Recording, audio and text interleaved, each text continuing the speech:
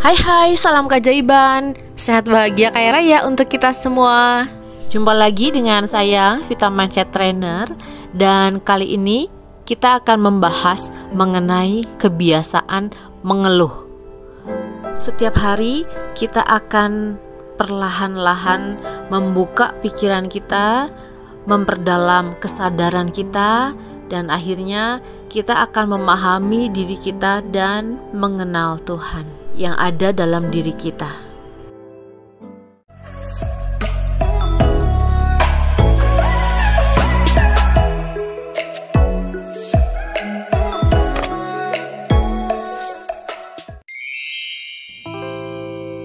Setidaknya ada 5 hal yang akan saya bahas mengenai mengeluh.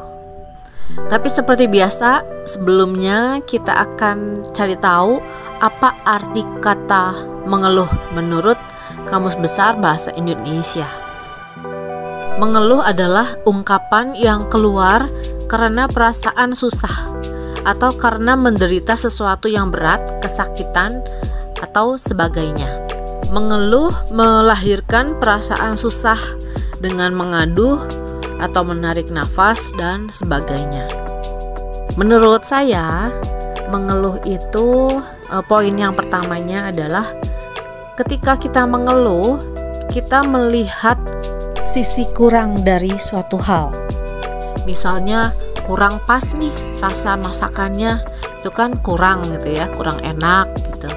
Terus yang sedang kita alami kurang baik atau kurang betul, kurang sempurna menurut kacamata kita. Jadi dari sudut pandang yang beraneka ragam, kita telah memilih sisi kekurangan dari suatu hal yang kita alami, baik di masa lalu ataupun saat ini. Artinya kita sedang fokus kepada hal yang dapat kita keluhkan.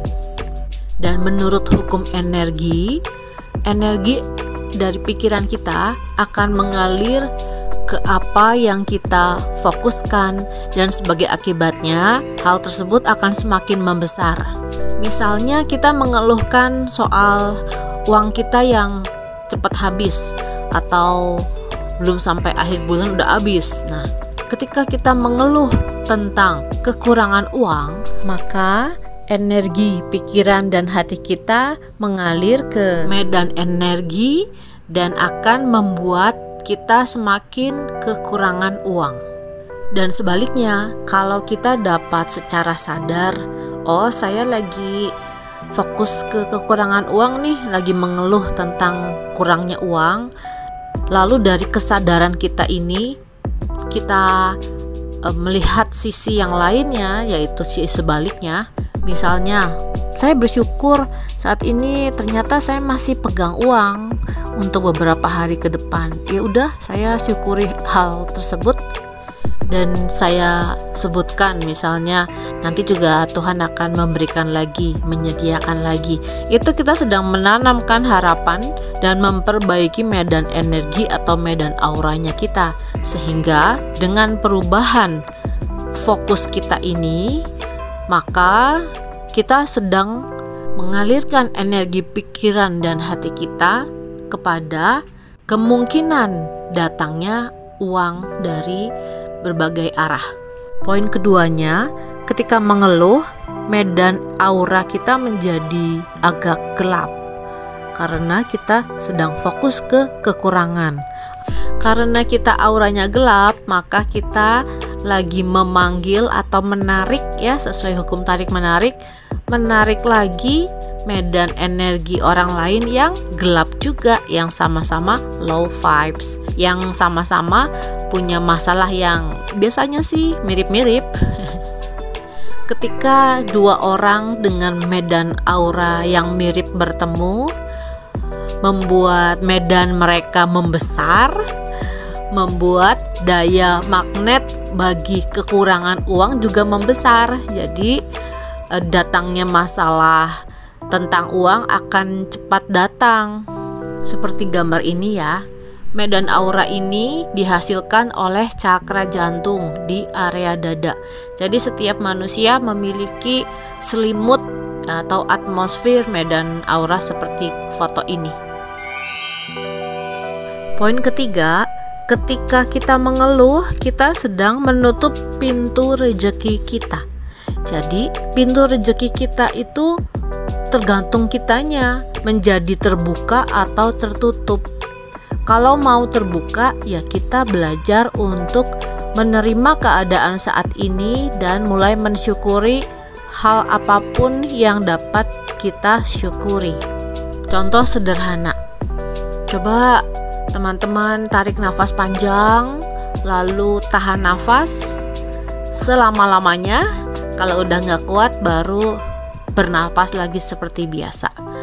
Nah, perasaannya ketika bisa bernafas lagi kan, wah lega nih, udah bisa napas lagi. Nah, hal itu bisa disyukuri bahwa ternyata saya tuh masih bernafas detik demi detik dan dengan mudah sekali tanpa bantuan alat untuk bernafas.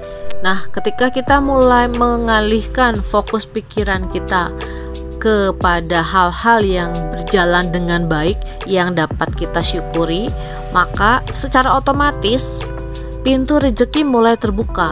Rezeki itu bukan hanya uang ya, tapi kemudahan, kelancaran, bantuan dari orang lain. Semuanya akan mendatangi hidup kita dengan cara Tuhan yang ajaib dan bahkan tanpa kita mensugesti, karena vibrasi kita sudah membaik. Poin yang ketiga, ketika kita mengeluh, maka kita menghasilkan hormon stres yang sifatnya meracuni sel tubuh kita. Kalau kita kasih racun ke diri kita, ya lama-lama akan jadi penyakit, ya enggak? Dan poin yang terakhir, ini poin yang sangat penting dan sangat saya sukai. Bahkan saya ulang setiap 2 minggu sekali untuk kami bahas di kelas WhatsApp Angelic Loa. Kutipan berikut ini diambil dari bukunya Eckhart Tolle yang berjudul A New Earth. Di sana dikatakan, mengeluh adalah ego. Mengeluh adalah salah satu strategi favorit ego untuk memperkuat dirinya. Setiap keluhan atau komplain merupakan cerita kecil yang dikarang otak yang Anda percayai sepenuhnya. Apakah Anda menyuarakan keluhan itu dengan keras atau hanya dalam pikiran? Tidak ada bedanya. Saat Anda terbiasa mengeluh, khususnya mengenai orang lain, itu berarti Anda tidak tahu apa yang Anda lakukan. Menerapkan label mental negatif pada orang-orang, misalnya dia nyebelin, dia licik dan lain-lain, selalu jadi bagian dari pola ego kita. Memaki, misalnya dasar bego, bodoh, sialan dan lain-lain, adalah bentuk terkasar dalam melabelkan dan dari kebutuhan ego untuk menjadi benar dan menang di atas orang lain.